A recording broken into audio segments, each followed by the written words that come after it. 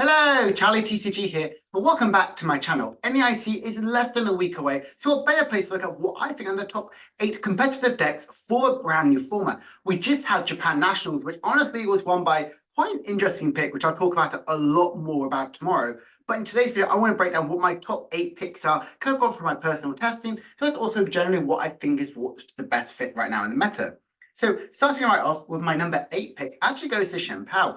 This deck here has had quite a very interesting lifestyle in this format. A lot of people thought it'd be dead because it plays lots of 60 HP. This is when Dragapult was a big threat. And now even if we look at the likes of Raging Bolt, a very aggressive basic EX deck, which can really hit big one-hit KOs very, very easily, it's very difficult for this deck to really keep up. But we can see he's done pretty well, and even online, not exactly doing too well, with only a 46% win rate, with even only ranked 17. Now, if we also look at the matchups overall, it's pretty okay overall, but you can see here, it's a pretty bad Raging Bolt, but decent Gardevoir, Dragapult, and Charizard matchup, which I think are some of the strongest decks right now in the new format, but definitely obviously still struggling with likes of Snorlax and Miraidon. Personally, the deck hasn't really changed too much. A lot of it is very similar to if you saw here into the video about this a few days ago on his channel. It's very, very similar to this one here, kind of opting just to play the one of the 70 HP and Frigibaxes, and that's really about it. The most things have changed with this one. I still think having one of the 70 HP is still always really good to protect you against Dragapult, because Dragapult, yes, it can hit for 200 damage, but it can't really get these big one-hit KOs with Chien-Pao. It does do 60 spread, which can be, again, a little bit of a threat. But I do think this deck really does struggle against the likes of Raging Bolt, which I think is a much stronger, definitely scary deck after obviously it's getting the second place and a top 4 over in Japan this past weekend. In fact, actually today of recording. Now, looking at my number 7 pick, I actually am going with Blockplax, a deck which I think is always doing really good, and actually one of the best ways I believe right now to play control. I've talked about it with my friends and everything like that, and they've kind of come to the conclusion that this is the best way to how to play control, and honestly, it does a really good matchup. If we think about it, a lot of these very aggressive decks aren't playing that many switching cards, even if you think about Raging Bolt or anything like that, that they really require a ton of switching to really keep going, even like a Trap and a Charizard or even a Dragapult. It's really, really good to kind of like really capitalize on this one, and this list here kind of focuses on this one. It's very much similar to the list that actually won a late night series just a few weeks ago. And one of the big things about what makes this deck so good is that accompanying flute. Pretty much gets to look at the top 5 cards of your opponent's deck and then put any basic Pokemon you find there and put it onto their bench. This is really, really good and incredibly powerful to really slow down lots of these other decks.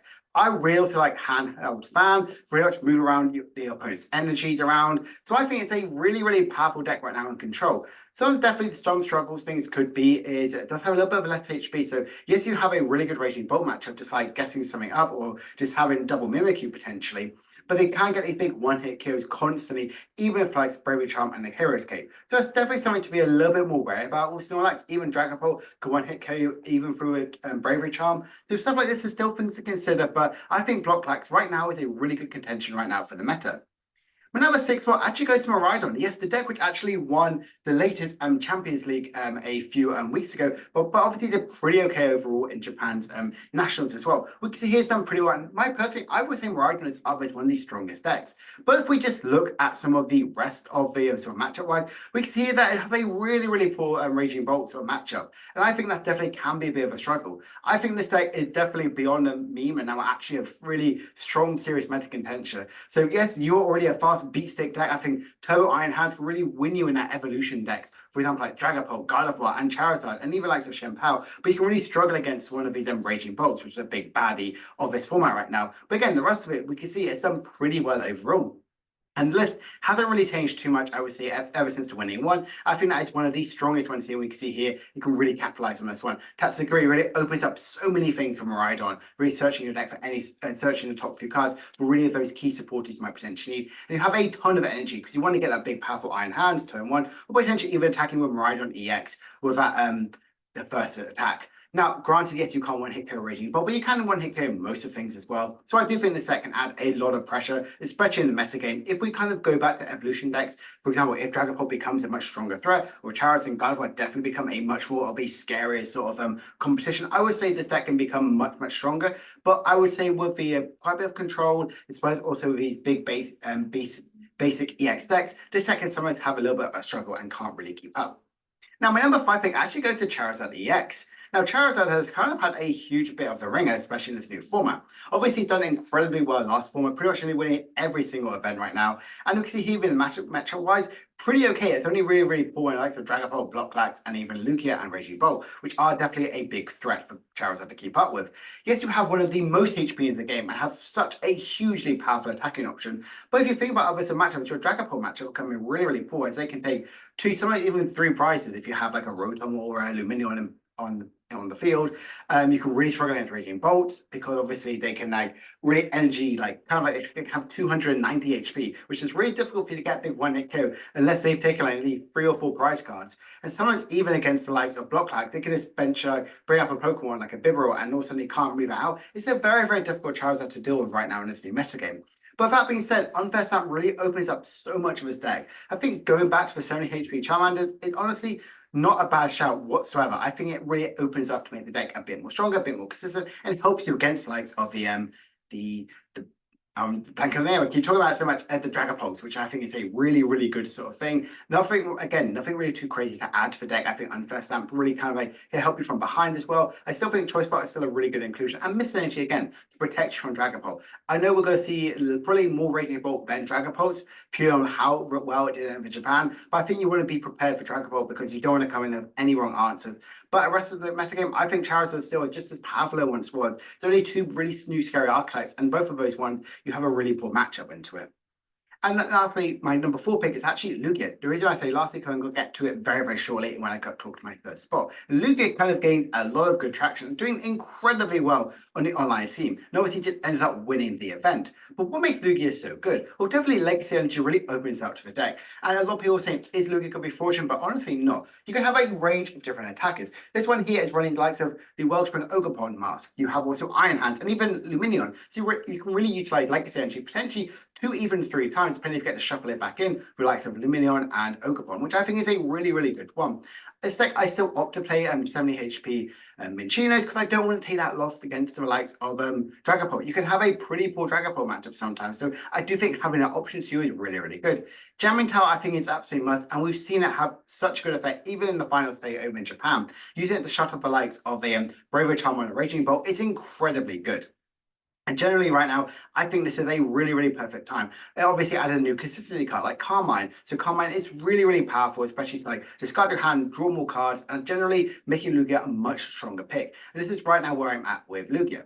Now, kind of like the top 3, it's really, really tricky to find out because I've definitely kind of noticed it. I think it's Gardevoir, Dragapult, and Raging Bolt, one of the best 3 decks to play right now. Gardevoir has a really good matchup into likes of Raging Bolt. Raging Bolt has a really good matchup into likes of Dragapult, and Dragapult has a really good matchup into Gardevoir. So it's really difficult to see exactly where I feel like this pitch to me will really go to this one. But I put Gardevoir number 3 because it honestly gains so much. As you know, I talked about Gardevoir understanding quite a lot, and definitely realized that Monkey Dory is such a key card for Gardevoir to really make it so relevant. We can see it's doing really well and pretty good matchups around the whole board. I would definitely say into Raging Bolt, you have a really, really good matchup. It's really difficult for Raging Bolt to go single price after single price after single price when effectively with Gardevoir player, you can potentially only use like 2 or 3 attacks to win the game, which I think is why Gardevoir is such a powerful archetype. We can see here the list has changed just a little bit from last time I kind of talked about this one. I think Unfair Stamp is really strong. One of the key cards which I am missing is likes of Cresselia, but if you are worried about wanting to move around so your damage counters around that way, you can potentially cut a Drifloon for Cresselia. I think Gardevoir is right now in a really, really good position in the meta game, have a pretty good match against most of the board as well. You still play the heavy Arvin package and the TM Evo. I still think Luxurious Cape is a really good inclusion, but if you are scared of likes of Raging Bolt and very aggressive decks like that, you potentially could cut this one even from third, and Bravery Charm to really help you out in that sort of way. Now, my number 2 pick actually goes to Dragapult, and I have been loving this deck, and hopefully in a few years' time, my mastering video for Dragapult will be officially out and ready for you guys. I've just been tinkering around the list as well, trying to understand a little bit better, and we can see actually Dragapult matchup isn't as good as it once thought it was. If we see for the meta share being 23.8%, the most of the meta in Japan, kind of had a huge decline in the online sort of factor, going down to the rank 4th, and only have 47% win rate. If you look at the rest of the matchups as well, not as good as people might thought about. You have a decent likes of Charizard and Gardevoir matchup, but the rest of the board really, really weak. I would definitely say if we were still in a very heavy evolution format, which we were previously, I would say Dragapult is in such a good spot. And people are still figuring out what is the best way to play it. I think Mahone did an incredibly good video and even a good explanation about a different way how to play Dragapult, but I still think this RT build is a little bit better. but I incorporated a little bit of his list as well. I still play I've now gone to a 202 line of Pidgeot. I think Pidgeot is really good to search your deck for any sort of cards you might want to have, even a 1/1 Natu still having it. Now I know he played like a 1/1 like a Bibarel, and I still think it's really good, but I still really like the Xatu in the deck. I think it's really, really powerful, just like Energy Accelerate, so it's also having that sort of draw factor as well. Kept going a little bit cutting down on the cloaks to really focus on more having the rare candies. Getting the more rare candies means to get them out more with Dragapult, more with Pidgeot, and I think that's exactly the best way to play it. Your energy acceleration, granted, not just the Xatu, but also the upper Neo energy and the Mela. So you can kind of like have that aggressive approach with upper Neo energy, and then a late game, if any of your opponent get KO'd, or if any fire energy does come out, you can energy accelerate it that way. Again, Enhanced Hammer is in this one because you don't want to play Temple of Thunder, shut off your upper Neo energy. You want to remove your, say, opponent's other missed energies or even upper Neo energy in the mirror match. So I think it's really good to get Enhanced Hammer because that can easily be searched out for likes of Arven. Kieran as well, plus Defiance Plan. Make sure that Dragapult's Phantom Dive can hit 260 damage, which is really good because it also KOs a Raging Bolt without a Bravery Charm. And I really do think that could swing the matchup definitely a little bit more into your favor. I'm a big fan of Dragapult. I think it's incredibly powerful, incredibly aggressive deck, which I feel only gets stronger and stronger as the meta sort of gets defined. We didn't see it get that showing at Japan Championships, but there's nothing to say that it might not get even better results at NAIC. And now let's look at my #1 pick of the format, and that of course goes to Raging Bolt, which I did not think when I was recording this that Raging Bolt would actually be my top pick. But if we just look at it, we have to see it's matchup-wise a pretty decent overall and have a 51% win rate and ranked #1 online, and even had a 3% meta share in the City League Championships over in Japan.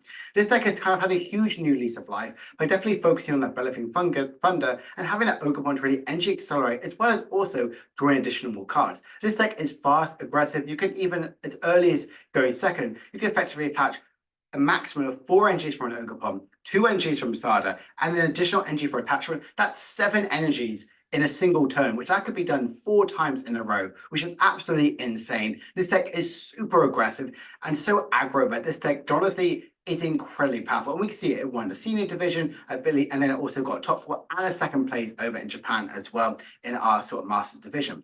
This here is very much a little bit different to something, but I am playing a few things around. Well, I'm playing the Cornerstone Ogerpon because I think this is really good to get for likes of the Mimikyu. You could, even if you're worried about it, you can even add like the Ogerpon mask, really swatch out one of your teal masks, one for energy acceleration. Fluxmane is really good because it obviously shuts up for likes of Mimikyu, but also you can attack with it from Professor Sada and a couple of attachments. I think it's a really good one. But attaching Saturn Energy Retrieval to get your energies back, which I think is really, really powerful. And the rest of the deck, you can see here, is very fast, very aggressive. No Pokestop, but you have quite a lot of inbuilt draw on both the field as well as also in the deck, so you shouldn't really have those sort of big sort of hand rely on likes of Pokestop. I just think Raging Bolt had a really good match against the most thing in a best of 1 or even a best of 2 or 3. This is such a powerful deck, and generally think could be having one of the strongest likes to get into NAIC. I think just seeing how well it's doing online, as well as also how well it's in Japan Championships, that really has swung my favor. And say Raging Bolt actually, it's definitely gone from a meme to an absolute huge threat to the meta game. And I definitely wish I picked up my Raging Bolts when they were like £2 in the start of last format. So what do you think are my top 8 picks for NAIC? What deck do you think will actually come on top? Could we see Raging Bolt win, or is it the Battle of the Dragon and the Dragapult could actually do incredibly well in the late game? Or could we get a surprise because Chien-Pao did in fact get a top 32 in Japan? All this stuff I will be talking about in tomorrow's Looking Ahead video. If you enjoyed this video, please make sure to like, subscribe, and comment down below what deck do you think is going to do well. I'll see you guys tomorrow for another video. Bye for now.